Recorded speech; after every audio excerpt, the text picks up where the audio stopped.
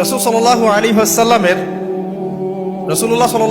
ওয়াসাল্লামের যে শান, যে মর্যাদা, তিনি যে শেষ নবী এবং তারপরে যে কোনো নবী আসবে না, এবং কেন তিনি শেষ নবী, তার মধ্যে স্পেশালিটি কি কি আছে, এই বিষয়গুলো নিয়ে একটু সংক্ষিপ্ত কথা বলবো ইনশাআল্লাহ। ঠিক আছে? ওয়া মা তাওফীকি ইল্লা বিল্লাহ আলাইহি তাওয়াক্কালতু ওয়া ইলাইহি উনীব। আমি আলোচনা শুরু করতে যাচ্ছি একটা হাদিস থেকে। একদিন রাসূলুল্লাহ সাল্লাল্লাহু আলাইহি ওয়াসাল্লাম মসজিদের পাশ দিয়ে হেঁটে যাচ্ছেন, মসজিদে নববীর পাশ দিয়ে। তখন সাহাবায়ে কেরাম রাদিয়াল্লাহু আনহুম আজমাইন তারা মসজিদের মধ্যে বসে একটা বিষয় নিয়ে কথোপকথন করছিলেন। তো নবী সাল্লাল্লাহু আলাইহি ওয়াসাল্লাম জিজ্ঞাসা করলেন যে তোমরা কি নিয়ে কথা বলছো, তোমরা কি নিয়ে কথোপকথন করছো? তখন সাহাবায়ে কেরাম রাদিয়াল্লাহু আনহুম তারা বলছেন যে আমরা কিয়ামতের আলামতগুলো নিয়ে কথা বলছিলাম। কি নিয়ে কথা বলছেন? কিয়ামতের আলামতগুলো নিয়ে সাহাবীরা কথা বলছেন। তো সাহাবীদের কিয়ামতের আলামত নিয়ে কথা বলার কি দরকার ছিল? তাদের সময় তো আর কিয়ামত হবে না। দরকার ছিল কি? সচেতনতা। তারা ফিতনায় নিজেরা যেন না পড়ে যান, এই জন্য সতর্ক থাকতে চাইতেন। এই কারণেই ফিতনাময় পরিবেশ নিয়ে আলোচনা করতেন। তো নবী সাল্লাল্লাহু আলাইহি ওয়াসাল্লাম তখন বললেন, দেখো, যতদিন পর্যন্ত 10টা আলামত প্রকাশ হচ্ছে না ততদিন পর্যন্ত কিয়ামত হবে না। কয়টা আলামত? 10টা। নবী সাল্লাল্লাহু আলাইহি ওয়াসাল্লাম প্রথমে বললেন, 1 নাম্বার হচ্ছে মাসিহুদ দাজ্জাল। কি নাম? মাসিহুদ দাজ্জাল। 2 নাম্বার হচ্ছে ইয়াজুজ এবং মাজুজ। এর আদম সন্তান পৃথিবীতে বের হবে এবং পুরো পৃথিবীটা ম্যাসাকার করে ছেড়ে দিবে। আর মাসিহুদ দাজ্জাল সেও বের হবে শেষ জামানায়, যে ইহুদিদেরকে নিয়ে পুরো বিশ্ব শাসন করবে, বিশ্বের প্রতিটা ডিপার্টমেন্ট সে রুল করবে। এবং দাজ্জালের চেয়ে ভয়ঙ্কর কোনো ফিতনা এই পৃথিবীতে আসে নাই, আসবেও না। প্রত্যেক নবী তার কওমকে দাজ্জাল সম্পর্কে সতর্ক করেছিলেন। এমনকি নূহ আলাইহিস সালাম পর্যন্ত তার উম্মতকে দাজ্জালের ফিতনা সম্পর্কে সতর্ক করেছিলেন। নবী সাল্লাল্লাহু আলাইহি ওয়াসাল্লাম বলেছেন যে তোমরা যদি সূরা কাহাফ তেলাওয়াত করো, প্রত্যেক জুমার দিন সূরা কাহাফ তেলাওয়াত করো, অথবা সূরা কাহাফের প্রথম 10টা আয়াত, শেষ 10টা আয়াত মুখস্থ রাখো, ইনশাআল্লাহ তাআলা মাসিহুদ দাজ্জাল তোমাদের কোনো ক্ষতি করতে পারবে না।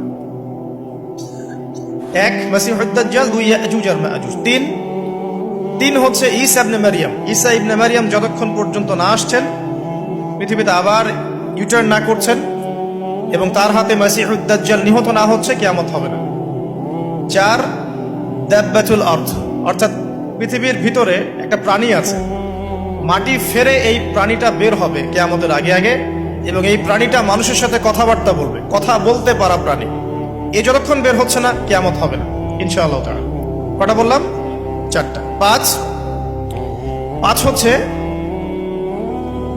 দুখান বা ধোঁয়া।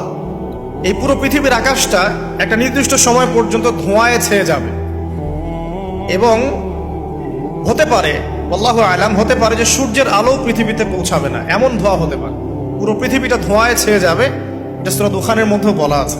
এটা 5। 6 নম্বরে নবী সাল্লাল্লাহু আলাইহি ওয়াসাল্লাম বলছেন যে একটা ভূমিকম্প হবে পৃথিবীর পূর্ব দিকে। পৃথিবীর পূর্ব দিক মানে এই যে ভারত, পাকিস্তান, বাংলাদেশ, শ্রীলঙ্কা, ইন্দোনেশিয়া, ঠিক আছে, এই সিঙ্গাপুর, এই যে কন্টিনেন্ট, মালয়েশিয়া, এটা পৃথিবীর পূর্ব দিক। এদিকে একটা ভূমিকম্প হবে। তারপরে 7 পৃথিবীর পশ্চিমে একটা ভূমিকম্প হবে। পশ্চিম মানে বোঝেন না? পশ্চিমা বিশ্ব না, সৌদি আরব না, পশ্চিমা বিশ্ব, ব্রিটেন, ফ্রান্স, জার্মানি, তারপরে রাশিয়ান কন্টিনেন্ট, হ্যাঁ, ইউক্রেন, এদিকে আপনার আমেরিকা, এই পুরো পশ্চিমা বিশ্ব, এখানে একটা ভূমিকম্প হবে বড়। এবং এগুলো এমন হবে যেগুলোতে ভূমি মাটিতে ধসে যাবে, মাটিতে ডুবে যাবে। ভূমিকম্প না, ভূমিধস। 8 পৃথিবীর মাঝখানে মধ্যপ্রাচ্যে একটা ভূমিকম্প হবে, যেখানে আমাদের সো-কল্ড আমিরুল মুমিনিনরা থাকে, যারা আমেরিকা এবং ইসরায়েলের বন্ধু, এদের এখানে একটা ভূমিকম্প হবে ইনশাআল্লাহ। 9 ইয়েমেন থেকে একটা আগুন বের হবে। ইয়েমেন থেকে একটা আগুন বের হবে, যে আগুন মানুষকে হাসরের মাঠের দিকে তাড়িয়ে নিয়ে আসবে। আরেকটা বলেছেন 10 নম্বর, যেটা এই মুহূর্তে আমি ঠিক মনে করতে পারছি না। তো এই 10টা আলামতের কথা নবী সাল্লাল্লাহু আলাইহি ওয়াসাল্লাম বলেছেন, না হওয়া পর্যন্ত, এই 10টা আলামত না আসা পর্যন্ত কিয়ামত হবে না। ঠিক আছে? আচ্ছা, এখন এই 10টার মধ্যে সবচেয়ে বড়টা কি? সবচেয়ে বড়টা হচ্ছে মাসিহুদ দাজ্জাল। সবচেয়ে বড়টা কি? 10 নম্বরটা মনে পড়েছে, আলহামদুলিল্লাহ। সূর্য উঠবে পশ্চিম দিক থেকে, সূর্য উঠবে পশ্চিম দিক থেকে, তাহলে আর সময় নাই, পৃথিবীর সময় শেষ। এই 10টা মনে থাকবে। আসেন বলি, প্রথমে কি? দাজ্জাল, তারপরে ইয়াজুজ আর মাজুজ, 3 নাম্বার ঈসা ইবনে মারইয়ামের প্রত্যাবর্তন, 4 নাম্বার দাব্বাতুল আরদ, জমিন থেকে প্রাণী বের হয়ে কথা বলবে মানুষের সাথে, ঠিক আছে। 5 নাম্বার কি বললাম? ধোঁয়া, দুখান, ঠিক আছে। 6, 7, 8 3টা ভূমিকম্প, পূর্ব দিকে একটা, পশ্চিমে একটা, পৃথিবীর মাঝখানে একটা। 9 নাম্বার ইয়েমেনের নাম শুনেছেন? ওই যে যেখানে সৌদিরা বোম মারছে আর কি, ইয়েমেনের বাচ্চা থেকে বোম মেরে হত্যা করছে না, জানেন না খবর? তো ওই ইয়েমেনের ছোট ছোট বাচ্চারা শিয়া সুন্নির কি বোঝে আমার বুঝে আসে না। ওই ছোট ছোট বাচ্চাগুলো শিয়া সুন্নির কি বোঝে আমার বুঝে আসে না। আমেরিকার টাকা খেয়ে এরা ঠিকই বোম মারছে কেন? আর এই বোমগুলো তো এরা তৈরি করতে পারে না, আমেরিকার কাছ থেকে কিনে নেয়। তো ওই ইয়েমেন থেকে আগুন বের হবে, সেই আগুন মানুষকে হাসরের মাঠের দিকে তাড়িয়ে নিয়ে আসবে। এবং 10 যেটা বললাম, সূর্য উঠবে পশ্চিম দিক থেকে, তখন তওবার দরজা বন্ধ হয়ে যাবে, তওবা করেও লাভ হবে না। 2টা সময় তওবা করে লাভ নাই। একটা হচ্ছে মৌতের যন্ত্রণা শুরু হয়ে গেলে, মৃত্যুর যন্ত্রণা শুরু হয়ে গেলে আগে পা থেকে শুরু হয়ে আস্তে আস্তে গলার দিকে আসে। হাদিসে যেমনটা এসেছে, সূরা ওয়াকিয়ার মধ্যেও আছে যে পায়ের দিক থেকে যন্ত্রণা শুরু হয়ে আস্তে আস্তে আস্তে আস্তে এই গলার দিকে আসে, এবং আত্মাটা গলার এখানে যখন চলে আসে, এখান থেকে মালাকুল মউত আত্মাটাকে নিয়ে চলে যায়। এবং চোখ দিয়ে তাকিয়ে থাকে মানুষ, রুহটা চলে গেলে মানুষ চোখ দিয়ে তাকিয়ে থাকে। দেখবেন এই কারণে মৃত ব্যক্তি তাকিয়ে থাকে, চোখ খোলা থাকে। এবং তখন আসমান থেকে সিঁড়ি নামিয়ে দেওয়া হয়, ওই সিঁড়িতে করে আত্মা চলে যাচ্ছে, ও তাকিয়ে দেখে যে আত্মা চলে যাচ্ছে। এবং মানুষ মারা যাওয়ার পরে চোখ জীবিত থাকে অনেকক্ষণ। মেডিকেল সায়েন্স যারা পড়েছে তাদেরকে জিজ্ঞাসা করবে, মানুষ ডেড হয়ে গেলেও চোখ দেখবেন আরো কয়েক ঘন্টা, হয়তো আরো নির্দিষ্ট একটা সময় পর্যন্ত চোখটা কিন্তু জীবিত থাকে। এই জন্য চোখ বন্ধ করে দিতে হয়। যাই হোক, যেটা বলছিলাম যে মৌতের যন্ত্রণা শুরু হয়ে গেলে তওবা করে লাভ নাই, তওবার দরজা বন্ধ। আর পশ্চিম দিক থেকে সূর্য উঠে গেলে তওবা করে লাভ নাই, তওবার দরজা বন্ধ। এই 10টার মধ্যে সবচেয়ে বড়টা হচ্ছে মাসিহুদ দাজ্জাল।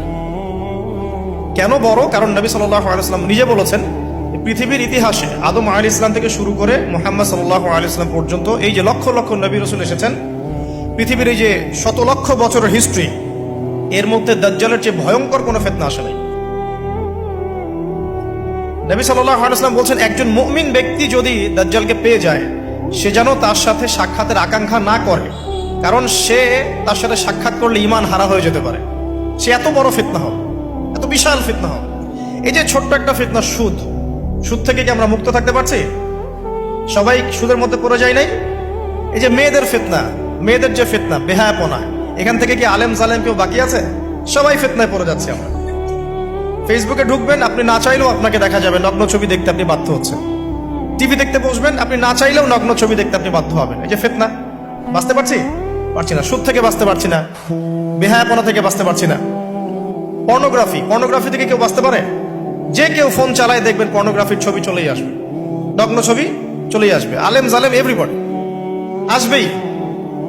তারপরে আপনার মাদক, এই মাদকের ফিতনা থেকে কি সবাই বেঁচে থাকতে পারছে? এরকম অনেক ফিতনা আছে যেগুলো থেকে মানুষ চাইলেও বাঁচতে পারছে না।